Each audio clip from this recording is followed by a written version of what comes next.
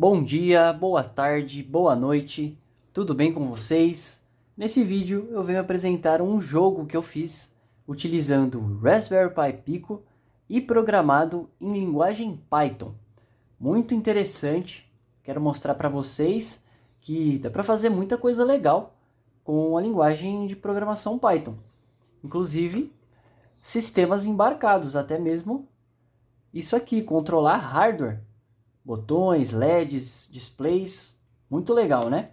Assim que o jogo começa, pessoal, vai ter uma contagem regressiva. Olha só. Isso é para o jogador se preparar, né? E o objetivo do jogo é bem simples. Você viu que acendeu esses 3 LEDs?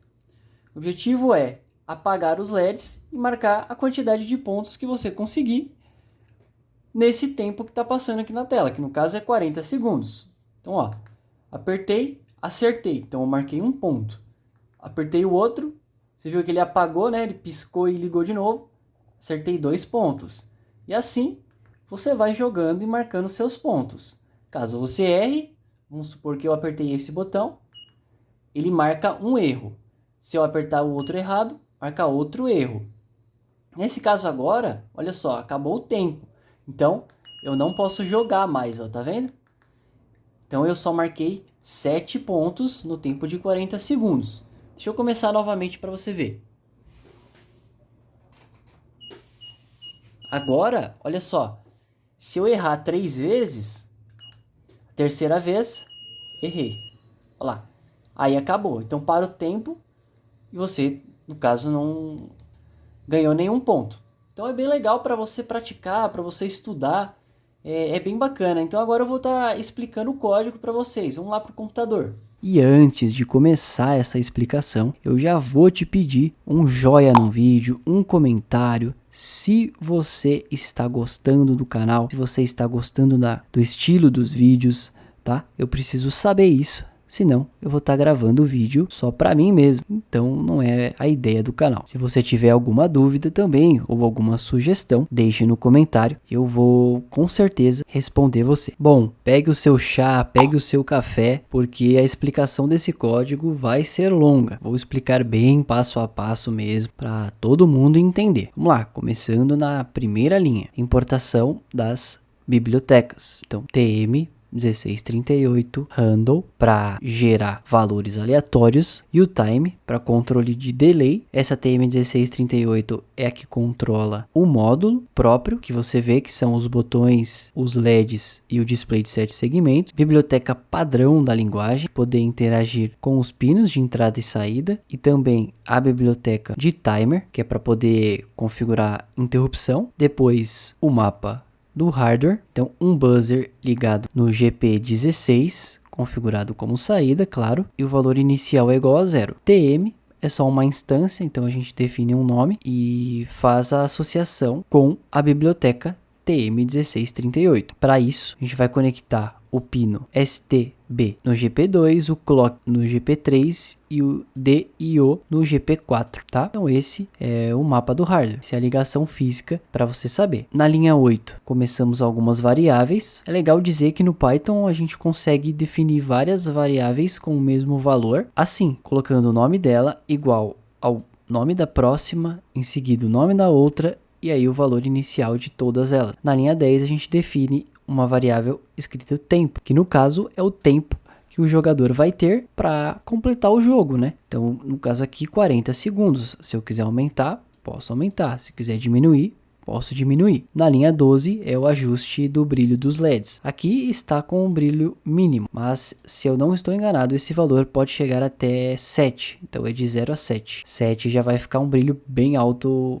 no display de 7 segmentos e nos LEDs. Eu deixei em 0 para ficar melhor para gravar o vídeo. Se bem que eu acho esse módulo bem bacana assim, a iluminação. Então, acho que não tem motivo de aumentar esse valor aqui não. Depois, a gente vai para algumas funções, tá? Eu costumo programar dessa forma. Acho que não tem nem certo nem errado, mas eu vou explicar aqui para vocês. Então, na linha 14, criei uma função que é só para não precisar ficar digitando isso, tá? Então, o que ela faz? Quando a gente inicia o jogo, ele tem meio que uma contagem para ele começar, meio que para o jogador se preparar. Então é isso que ele faz.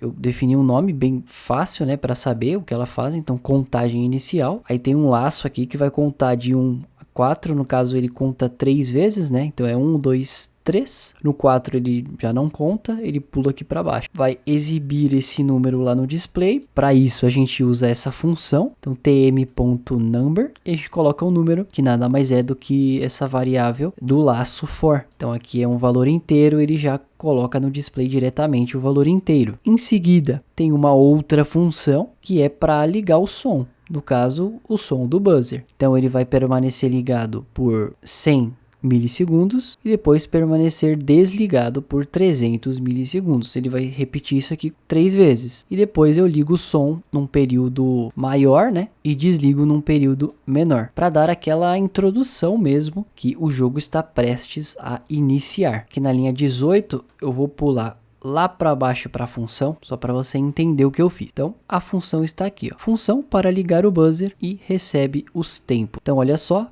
buzzer.value1 liga e o tempo aqui, ó, que é essa variável aqui no parâmetro on. Depois buzzer value 0 é essa variável aqui. Ele recebe duas variáveis e já define o valor delas aqui. Então, essa linha você já entendeu, não preciso explicar ela de novo, né? Vamos voltar lá para cima. Tá aqui. Depois, aqui na linha 22 é uma outra função. Então essa função ela serve para separar de fato as unidades e as dezenas e exibir esse valor lá no display. Para isso eu vou chamar globalmente, no caso eu chamo de fora para dentro dessa função, essa variável aqui, ó. E aí o que eu faço? Eu separo esses dois valores aqui, né? Então eu tenho o valor 0, que seria a unidade, e o valor 4, que seria a dezena. Para separar, você usa assim. Então define uma função, coloca o valor inteiro e você pega o valor e divide por 10. No caso você tem a unidade. Por quê? Vai pegar somente o valor inteiro. E aqui a dezena. A gente faz tempo, resto da divisão por 10. Ele vai pegar só a dezena. Beleza? Em seguida é tm.show. Então isso aqui faz exibir o valor inteiro na posição 0 e o outro valor inteiro na posição 1. Então ele é contado da direita para a esquerda. Então é isso aqui que conta, que faz com que os dados sejam atualizados, né? E mostre lá no display de 7 segmentos. Em seguida, nós temos uma interrupção por tempo, tá? Essa interrupção, ela precisa de um argumento como padrão, mas a gente não usa normalmente, precisa usar. Eu só escrevi arg, mas pode escrever o que você quiser. Essa função, a cada 1 segundo, ela é chamada e ela tem esse tempo para calcular aqui e executar a sua lógica. Então eu trato variáveis globais aqui dentro. Então o tempo, o erro e o time são as variáveis aqui de cima, tá vendo? Então a cada 1 segundo eu vou tirando o valor do tempo, certo? Já que o jogador tem uma contagem regressiva, né? Que é o tempo que ele tem para jogar. Então 40 é igual a 40 menos 1. Aí vai para 39, depois 38, 37 e assim por diante. Se esse valor chegar igual a 0, eu vou definir um erro. No caso, mais para frente você vai entender o que significa esse erro, tá? Na realidade, eu já posso explicar agora. Esse erro, ele vai parar o jogo e, de fato, também é a quantidade de vezes que o jogador pode errar. Então, ele só pode errar 3 vezes. Se ele errar 3 vezes, o jogo acaba e ele vai ter que começar de novo. E esta linha aqui, 35, é a linha que vai desligar a interrupção, para que isso não fique acontecendo toda hora. Então aqui é a interrupção por tempo, tá bom? Para a gente ligar ela, tem que definir ela aqui embaixo, tá vendo? Então eu já vou explicar essa linha. Coloco uma variável qualquer aqui, de qualquer nome, eu escrevi timer1, você pode também definir qualquer nome aqui de sua preferência. E aí a gente coloca timer, que é a função. Então agora isso aqui herda as funções, tá? E a gente consegue trabalhar com esse nome aqui. Então timer.init, e a gente define os modos, o período e a função que ele vai ser chamado. No caso, callback ftimer1, lá em cima, timer1, tá vendo que é o mesmo nome. Aí periodicamente, então a cada tempo passado, que é 1000, 1000 milissegundos, que dá 1 segundo. Então, a cada 1 segundo, periodicamente, ele vai chamar essa função aqui, tá bom? Maravilha! Agora, vamos para esta outra função aqui na linha 38. Ela é uma função para definir o estado que os LEDs podem estar. Para não precisar ficar escrevendo isso aqui toda hora, criei uma funçãozinha aqui, defini um argumento e eu coloquei 3 opções. Então, você tem a opção 0, opção 1 e a opção 2. Então, 0, eu vou desligar todos os LEDs, é isso que esse comando faz. A opção 1, eu vou ligar apenas estes LEDs e os outros que estão em 0 não vão ser ligados. E a opção 2, eu vou desligar estes LEDs e ligar os outros. Tá vendo que é definido em binário. Então, a gente tem aqui 8 bits, considerando 1 byte. Dessa forma, o código fica mais simples de digitar. Eu acho bacana programar dessa forma. Entendida essa função, vamos para a próxima. E agora a gente chegou nessa função na linha 49, que eu já expliquei lá em cima. Só para ligar o buzzer pelo tempo que a gente definir aqui. Ele vai ligar, aguardar um tempo, desligar, aguardar um tempo novamente. Ela é bem simples, tá? Na linha 55 é onde meio que a lógica começa a acontecer. Então eu chamo a contagem inicial, que está aqui, fazer aquela contagem regressiva para o jogador se preparar. Depois eu faço um tm.clear, que vai limpar tudo que tiver na tela do display. Ele já limpa e já começa limpo, né? Aqui eu começo a instância do timer, né? Então aqui eu inicio com a interrupção por time. E explicado isso, vamos para a linha 63. Então, inicialmente, pessoal, o erro ele é igual a 0, né? Porque o jogador nem começou a jogar ainda. Então, ele tem 0 erros. Enquanto a variável erro for menor que 3, eu executo todo esse bloco abaixo. Então, enquanto ele não errar, ele pode jogar. Então vamos lá explicar aqui como é que funciona. Depois que passou a contagem inicial, ele cai nesse laço aqui, né? Nesse laço while de repetição. Linha 64, eu crio uma variável chamada valor aleatório. E aí agora eu vou usar essa função random para gerar um número aleatório. Então ele vai gerar um número 1 ou 2. Então é isso que ele vai fazer. Que no caso eu vou usar este valor aleatório para definir o estado dos LEDs. Lembra aqui que em cima, ó, ou eu tenho essa condição ou eu tenho essa outra condição, tá vendo? Bacana, né? E para isso eu uso a função estado e o valor aleatório. Em seguida, eu venho em atualizar dados, que eu chamo aquela função lá em cima, para poder exibir o valor, e também chamo a função number para exibir a pontuação do jogador, que inicialmente vai ser 0. Depois que ele executou essa tarefa, eu vou fazer uma trava aqui de condição de jogo. Então, se o valor aleatório for 1, eu vou travar aqui. Então, olha só, enquanto o valor for igual a 1, eu vou atualizar os dados e nessa linha 72, eu vou pegar o estado do valor do botão. Então, tm.key, essa função aqui, vai sempre captar o estado do botão. Então, para esse jogo, nós definimos o botão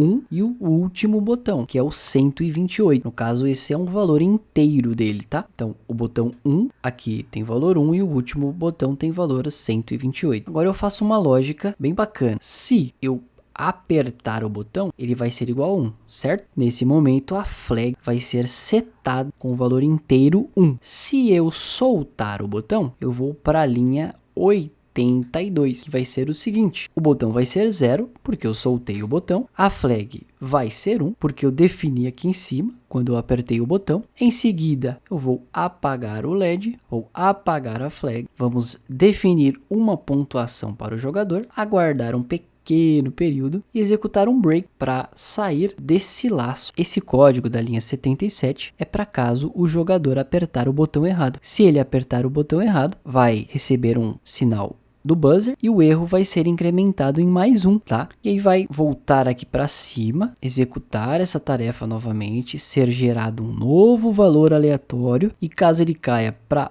outra condição, que seria 2, a gente só tem 2 possibilidades aqui, vai executar a mesma tarefa. A diferença é que eu vou só mudar aqui as variáveis, que no caso seria o último botão, tá vendo? E uma outra condição para que ele erre. Se ele errar, vamos sempre incrementar em mais 1, tá bom? Se esse valor aqui for igual a 3, né, ou maior que 3, vai ser este erro que vai ser cancelado, né? Vai ser esse laço que vai ser cancelado. Então aqui para, o código acaba e vai ser printado na tela fim do jogo e o buzzer vai apitar. E é isso. Se o jogador quiser começar o jogo novamente, ele vai ter que apertar o botão aqui e reiniciar o programa. Eu de verdade espero que você tenha gostado desse vídeo. Deixe o seu like, compartilhe com seus amigos, seus colegas de turma, você está estudando, tá? Vamos compartilhar aí o canal, deixar um comentário, deixar um like, que é isso